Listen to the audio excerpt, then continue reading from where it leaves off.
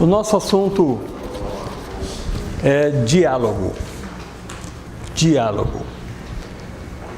Porque já falamos sobre o que faz a felicidade da vida conjugal, já pensamos um pouquinho sobre isso, já levantamos questões sobre o quanto estamos cooperando para que essa felicidade conjugal aconteça. E aí chega agora o momento em que nós precisamos trabalhar o nosso entendimento no que chamamos diálogo. E eu coloquei um enunciado aqui, dizendo que a tarefa de construir o bem comum necessita, acima de tudo, de diálogo. Dialogar qualifica a capacidade humana de se dirigir ao outro nas diferenças e nos parâmetros racionais das oposições. Permite também estabelecer uma relação com entendimento claro e decisões acertadas. Trata-se de prática que não oferece espaço para o ódio, vingança e aproveitamento injusto de oportunidades para obter ganhos na contramão do bem comum. A ausência do diálogo na vida conjugal faz com que a distância aumente entre os cônjuges, provocando assim os desajustes dos relacionamentos que entram em crise e acabam em separações. Ou seja, a pessoa que não está disposta ao diálogo, ela não está qualificada, podemos dizer assim, a um relacionamento. Porque o relacionamento vai exigir, em qualquer área, o diálogo. E quando falamos da exigência do diálogo, é preciso nós entendermos esse mecanismo, como isso funciona. E eu coloquei aqui alguns pontos que eu considero importantes na questão do estabelecimento do diálogo. Em primeiro lugar, saber ouvir. Saber ouvir. Muitas vezes eu ouço a questão da pessoa que ignora aquilo que o outro está falando. E eu vou dizer com toda certeza, eu penso que você também deve ter essa mesma conclusão. É muito negativo quando você sente que você está falando ao vento, está falando para nada. Um dos grandes desafios hoje na vida conjugal é exatamente esse: o quanto estamos dispostos a ouvir. O quanto estamos dispostos a ouvir. Porque quem não está disposto a ouvir, ele não está apto para o diálogo. E há razões que levam à frustração quando o outro não ouve. Interesses pessoais podem ficar acima do interesse de ouvir. A ocupação, a prioridade da pessoa. E hoje, infelizmente, me dá licença um minutinho, deixa eu ver quem... Imagina você, numa conversa, alguém pega o telefone e vai conversar com alguém. Você acha que isso funciona? E esse é um dos grandes problemas no relacionamento conjugal hoje. A mídia, até mesmo a televisão, aquilo que ocupa o espaço que, não que seja errado você ter mídia, você assistir a televisão, mas o quanto isso tira o espaço do seu relacionamento conjugal e familiar. O quanto isso tira o espaço. Ou seja, qual é a sua prioridade? Qual é a sua prioridade? Eu posso dizer para você com toda certeza, para quem é casado, prioridade número 1 deve ser o casamento? Aí alguém pode pensar assim, não, peraí. A minha prioridade número 1 é o meu trabalho. Eu digo, ok, concordo, até certo ponto. Por quê? Você trabalha em função de quê? De manter o quê? A sua família. Não é verdade? Então, se você trabalha em função de manter a sua família, você está entendendo, então, mesmo que você pensasse que o trabalho era a prioridade número 1, a sua família é a prioridade número 1. Sabe por quê? A partir do momento que você casa, você assume um compromisso. Você assume uma responsabilidade. Principalmente quando os filhos vêm, entenda bem uma coisa. Por que muitos adultos hoje têm problemas de relacionamentos? Por que muitos adultos hoje têm problemas de comportamento? Aí você vai trabalhar o histórico dessa pessoa e você vai encontrar situações ao longo da vida, começando lá na infância, que se o ambiente que essa pessoa tivesse vivido tivesse sido diferente do que ela viveu, ela estaria naquele momento, na fase adulta, com outro conceito de vida. Porque os conceitos são formulados no nosso meio ambiente. De acordo com o meio ambiente que temos, formulamos conceitos. Por isso somos o que somos. Agora entenda uma coisa: os seus filhos estão formulando conceitos também da mesma maneira, ou seja, o meio ambiente que você está proporcionando estará gerando neles conceitos. E automaticamente eu tenho certeza absoluta que ninguém que hoje se depara com uma situação em que tem a necessidade de tratar comportamento, de entender, de reformular conceitos, e que tem passado por experiências negativas de relacionamentos, eu tenho certeza absoluta que ninguém vai querer que seus filhos passem pela mesma situação ou pelas mesmas situações. Então nós vamos entender que o relacionamento vai depender sim daquilo que nós aprendemos no nosso dia a dia e praticamos. E saber ouvir faz o crescimento da pessoa, o crescimento do relacionamento. Por quê? Porque ninguém é dono da verdade. Por isso que eu falo que conceito é uma ideia, conceito não é uma verdade. Conceito é a maneira como nós vemos a vida, encaramos a vida, pensamos acerca da vida. E o conceito, ele não é uma verdade, ele é uma ideia. Precisa conter verdades, mas ele é uma ideia. Por isso que ele precisa ser reformulado. E quando você se une com uma pessoa e entende que o seu conceito tem que ser reformulado, você vai absorver da outra pessoa aquilo de bom que ela tem. Isso não é imposição. E não funciona imposição. O que funciona é compreensão e não imposição.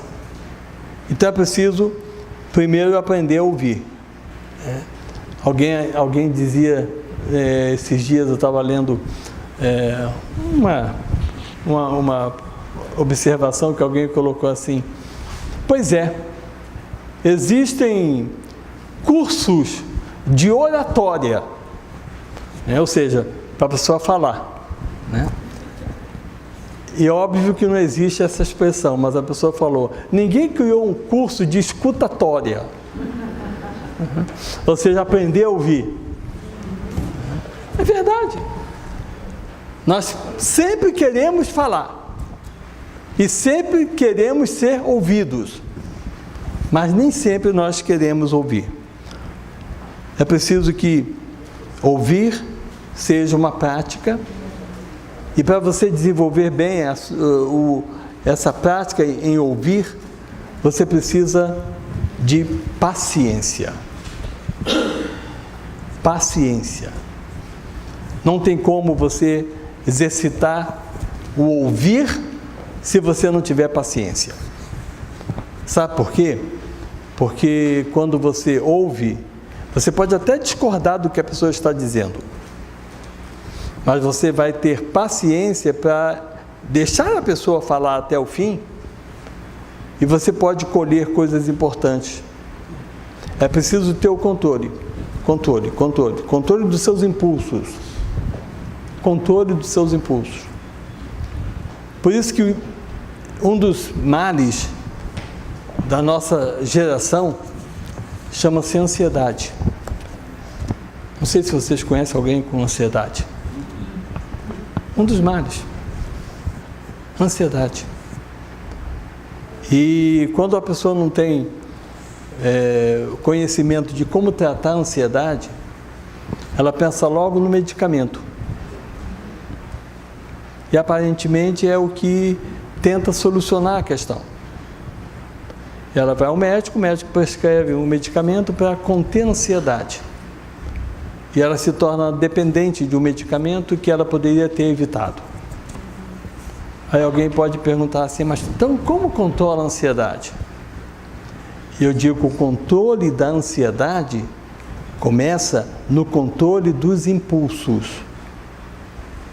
Se você não controla os seus impulsos, você é propenso à ansiedade. Em qualquer situação. Como você se move, como você age. Não vai haver controle de ansiedade se não houver autocontrole. E ouvir exercita o autocontrole. Saber falar. Essa é outra expressão, outra atitude dentro do diálogo que chama a atenção, porque para você saber falar, você precisa ter cuidado. Cuidado. Por que cuidado? Porque as palavras, elas podem acionar o sentimento da outra pessoa. Eu falei sobre a questão de como você fala, o quanto as suas palavras, mesmo você falando o certo, isso pode trazer uma consequência negativa. Não que aquilo que você pense ou fale seja errado, mas a forma como a pessoa fala aciona o sentimento. E aí você precisa entender uma coisa, essa é uma regra que não temos como fugir. Não temos como fugir. O sentimento bloqueia o pensamento. O sentimento bloqueia o pensamento. E aí existem pessoas que agem na linha do sentimento, ou seja, sentem, de acordo com o que sentem, pensam. De acordo com o que pensam, fazem. Então ela é movida pelo sentimento que leva ao pensamento e o pensamento leva à ação. Essa é uma linha desastrosa, essa é uma linha perigosa. E não importa se esse sentimento é negativo ou positivo. Se ele é negativo, ele vai levar a um pensamento negativo. E se há um pensamento negativo, a ação será negativa. Mas mesmo que o sentimento seja positivo, ele vai levar a um pensamento positivo e a uma ação positiva. Aí você pode pensar, mas como isso vai dar errado? Eu digo, infelizmente vai dar errado. Sabe por quê? Porque quando você trabalha na linha do sentimento, você coloca expectativas. E se a sua expectativa não for alcançada, você se frustra. Aí um dia um paciente me perguntou, me dá um exemplo. E eu citei um exemplo que não fez muito sentido para ele. E eu falei assim, ok, eu vou criar uma história. Eu lembro bem desse paciente, era um dia de uma sexta-feira, final, último paciente do meu horário. E eu falei com ele assim: você sai daqui agora. É fácil você encontrar num cruzamento alguém vendendo flores. E aí você compra um buquê de flores para sua esposa. Aí você vai todo contente com o seu buquê de flores para sua esposa. Você foi movido por quê? Pelo sentimento positivo, um pensamento positivo e uma ação positiva. Aí você chega em casa, todo contente, com o buquê de flores na mão, e a sua esposa mal olha para você, né? E fala aquele, não é nem obrigado, aquele obrigado entre os dentes. E como é que você se sente? Aí esse, frustrado, claro, aí esse paciente riu, deu uma tremenda gargalhada e disse: uau, isso aconteceu comigo hoje. Eu disse: como assim? Ele disse: pois é, eu fui no restaurante e eu estava almoçando e eu lembrei que naquele restaurante tinha um prato muito gostoso e que minha esposa ama aquele prato, ama aquele cardápio. E eu chamei o garçom e pedi um to-go para ela, porque eu queria levar para ela. E fui do restaurante para o meu trabalho, com a bolsa com a comida. Saí do meu trabalho mais tarde, fui no trabalho dela, pegar ela para levar ela em casa, e para eu poder vir para aqui. E quando ela entrou no carro, eu peguei a bolsa: oh, meu amor, estava pensando em você, né? E comprei essa comida. E realmente a mulher pegou a bolsa, mal olhou, obrigado, e botou no banco de trás. E eu disse: e como é que você se sentiu? Eu fiquei com muita raiva. Eu disse: por quê? Você não queria dar a comida para ela? Você não deu? Aí eu falei assim: eu entendi. Você não estava pensando na comida que você ia dar a ela, no que você comprou. Você estava pensando no depois. E quando ela reagiu de uma forma não muito expressiva, você pensou: estragou minha noite. Porque você foi movido pelo sentimento. Agora, se você tivesse comprado a comida para ela, ou o buquê de flores, seja lá o que for, entendendo que ela merecia aquilo, você não se importaria com o resultado. Óbvio, se o resultado vem acima da sua expectativa, ótimo. Mas é preciso que você saiba trabalhar o seu comportamento, não se deixando levar puramente pelo sentimento. Trabalhe na sua linha de pensamento. Por que faço? Por que devo fazer? Por que devo agir? Por que devo falar? Por quê? E aí entra o grande desafio.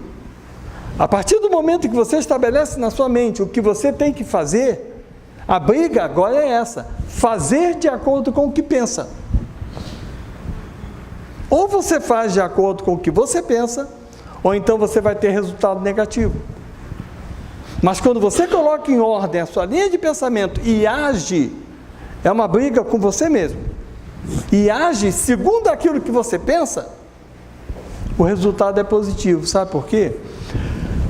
Na pior das hipóteses, mesmo que dê errado, você vai dizer: eu fiz a minha parte. Você tem a consciência do dever cumprido. Você fez a sua parte. E não tem nada melhor para cada um de nós do que estarmos livres da culpa. Livre da culpa. Porque a culpa tortura. E muitas das vezes, diante de um resultado negativo, paramos e olhamos: se eu tivesse feito diferente, se eu tivesse falado de outra maneira. Culpa. Nunca permita que a culpa tome conta das suas ações, para que você não se sinta aprisionado por ela. Outra questão acerca do diálogo é saber ceder. Não é muito simples, não é muito fácil, porque nós temos opiniões formadas e saber ceder nem sempre é algo que se faz com facilidade. Mas entenda uma coisa: ninguém que vá para o diálogo pode se esquecer que o objetivo principal do diálogo é a concordância. Porque se você vai para um diálogo para prevalecer no que você pensa, isso não é diálogo. Isso é você expor o que você pensa para que permaneça da forma que você quer. Quando você entende que é preciso haver concordância, e nada melhor do que a atitude humildade. Humildade. Concordância exige humildade. Porque é quando você abre mão, é quando o outro abre mão, é quando um reconhece que, mesmo que pareça que o meu resultado não será o melhor, mas para o casamento vai ser o melhor. E como nós estamos no casamento, nós estamos falando mais de objetivos pessoais, nós estamos falando de objetivos na vida conjugal, não tem que ser melhor para mim, tem que ser melhor para nós. E para ser melhor para nós, tem que haver concordância. Ah, se eu falo e ela concorda, ok, mas se ela não concorda, não está certo. E às vezes é o inverso. Se eu falo e ele não concorda, não está certo, porque o que eu estou dizendo é verdade. Porque isso existe de ambos os lados, viu? Às vezes tem essa fama de que o homem é o autoritário, mas muitas das vezes acontece do lado oposto. Por isso que, quando reconhecemos como agimos, nós vamos entender o porquê que muitas das vezes nós temos atritos dentro dos nossos relacionamentos conjugais. Porque, por exemplo, duas pessoas autoritárias, imagina o clima desse relacionamento. Ou duas pessoas totalmente sem decisão, também vai ser um marasmo tremendo esse relacionamento, porque ninguém sabe o que quer, nem decide coisa alguma. Por isso que muitas das vezes as pessoas pensam que o casamento com duas pessoas iguais seria a melhor opção. E eu questiono um pouquinho isso. Eu questiono um pouquinho, sabe por quê? Ou vai ser numa intensidade tão grande que não vai ter como resistir, ou vai ser num marasmo tão forte que não vai haver iniciativa. Ou seja, o bom do relacionamento é quando aprendemos com as nossas diferenças. As diferenças, entenda bem uma coisa, diferença não é erro. Ah, porque ele faz diferente de mim, ele está errado. Não está errado. Diferença não é erro. Muito do que acontece nas nossas diferenças está em função do nosso temperamento. Você quer comparar um temperamento de um colérico com um fleumático? Não dá. Você mata o fleumático, mas o colérico vai ter que ter paciência, senão ele não sai do lugar. Ah, você quer segurar um colérico? Cuidado, ele vai te arrastar. Porque temperamento faz diferença. Origem de família faz diferença, conceitos formulados fazem diferença. E nós precisamos entender que diferença não é erro. Aí eu vou trabalhar então as diferenças com compreensão e buscando através das diferenças o crescimento. Aí sim, nós estamos abrindo o nosso entendimento para viver uma vida diferente daquilo que até então nós estávamos vivendo. Mais um ponto, sim, saber assumir decisões. Esse é um ponto muito importante, porque é muito frequente o vai e vem nas relações conjugais. Aquilo que se fala hoje, amanhã volta-se ao mesmo assunto. Aquilo que se acertou hoje, amanhã não é praticado. E as coisas ficam como que um ciclo em que ora estamos bem, ora estamos mal. Por que isso acontece? Isso acontece porque o comportamento, se apenas o comportamento for mudado sem que mudemos a atitude, essa mudança de comportamento é temporária. Ou seja, por alguma razão, a pessoa muda o seu comportamento, talvez porque foi advertido ou porque não quer perder um relacionamento,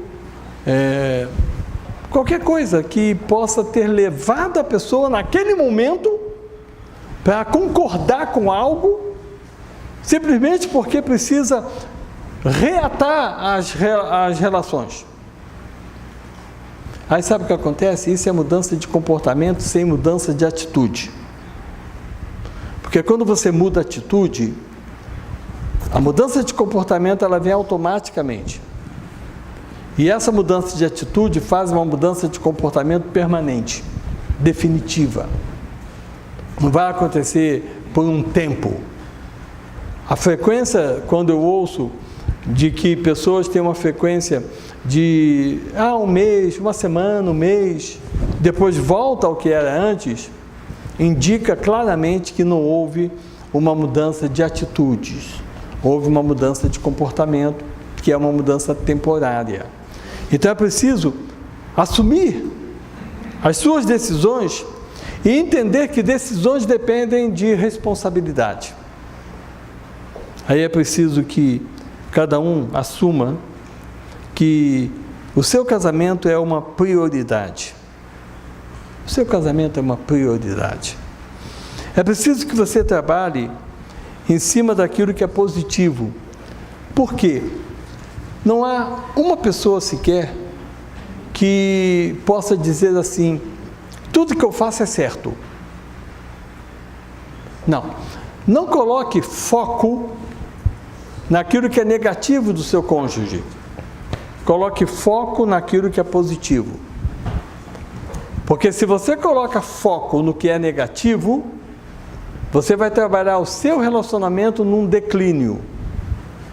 Mas se você coloca foco naquilo que é positivo, mesmo negativo acontecendo, mas você está trabalhando o seu relacionamento de forma construtiva, e quando você quebra a resistência no relacionamento, fica mais fácil o outro te ouvir, fica mais fácil funcionar o diálogo. A grande dificuldade no diálogo é a resistência entre os cônjuges. Resistência. Então, um fala, o outro já não aceita, seja certo ou não, por causa da resistência que existe. Então é preciso trabalhar, colocar foco naquilo que é positivo. Avalie regularmente as suas decisões, para que você não esqueça. Porque é muito fácil nós nos distrairmos e esquecermos daquilo que nós acertamos, daquilo que nós ajustamos, daquilo que nós decidimos. É preciso de vez em quando rever. Numa linguagem simples, comum, é preciso de vez em quando jogar o lixo fora.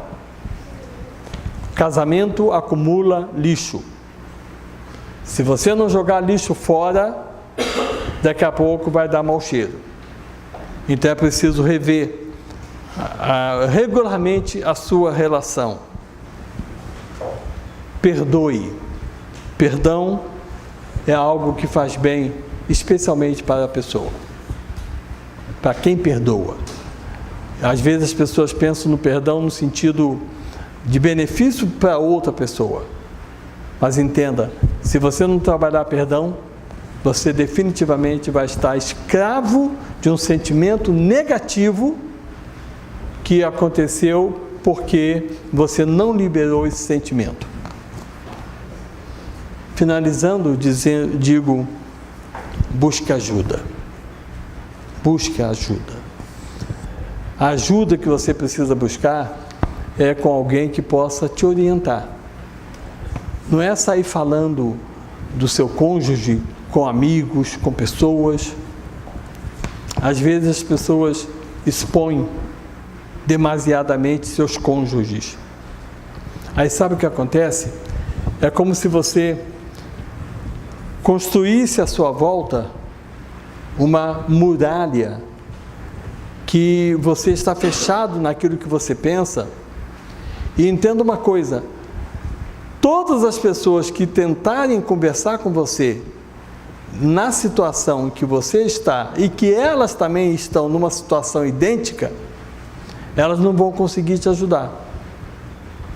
Porque elas estão passando por uma situação idêntica. Então você imagina, uma esposa com problema com o marido e que converse com uma amiga que tenha problema com o marido.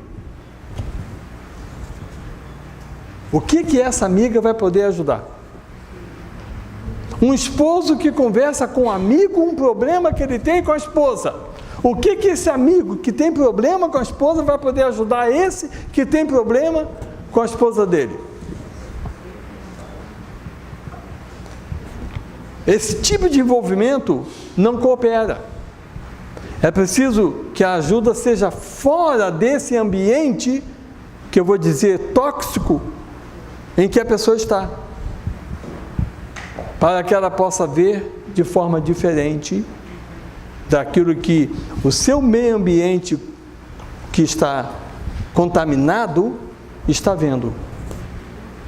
Aí definitivamente eu vou dizer, abre-se o entendimento e trabalha-se melhor o relacionamento conjugal. Vocês têm um instante para refletir. E duas questões eu coloco. Primeiro, diante de um conflito conjugal, como você reage? Você é a pessoa que se isola? Você é a pessoa que conversa? Você é a pessoa que fala em divórcio, separação? Isso muitas das vezes vira uma rotina na vida de certos casais. Não, vamos separar então, vamos separar então. E nunca separam, mas estão sempre falando isso. Eu sempre digo que divórcio não deve ser uma colocação que se faça em qualquer momento. O divórcio precisa, se acontecer, precisa ser uma decisão definitiva e não como ameaça. E muitas das vezes a maneira que se tem para manipular o cônjuge é falar em divórcio. Ou você espera pela atitude do outro. Reflita. São 4 respostas. Você se isola, você conversa, você fala em divórcio ou você espera pela atitude do outro. E pense numa coisa. Numa escala de 0 a 10, qual é a nota que você dá para a sua comunicação na vida conjugal? Qual é a nota? De 0 a 10, não precisa me falar, mas pense. Qual é a nota que você dá à sua comunicação dentro do seu casamento? De 0 a 10. O nosso objetivo é que você possa crescer no seu relacionamento. O nosso objetivo é que a sua comunicação melhore. Por isso que, mês a mês, nós estamos reunidos aqui. Para quê? Para que você possa alcançar o que colocamos como objetivo esse ano, que é a felicidade da vida conjugal. E não tem como haver felicidade da vida conjugal se não houver boa comunicação. Espero que tenha ajudado vocês e que vocês possam praticar assimilar o que vocês ouviram e praticar, para que isso traga na vida de cada um o resultado que vocês buscam no relacionamento de vocês. Muito obrigado pela presença de vocês, uma boa noite, um bom final de semana, e nos veremos no dia 12 de abril. Obrigado a todos, uma boa noite, um bom final de semana.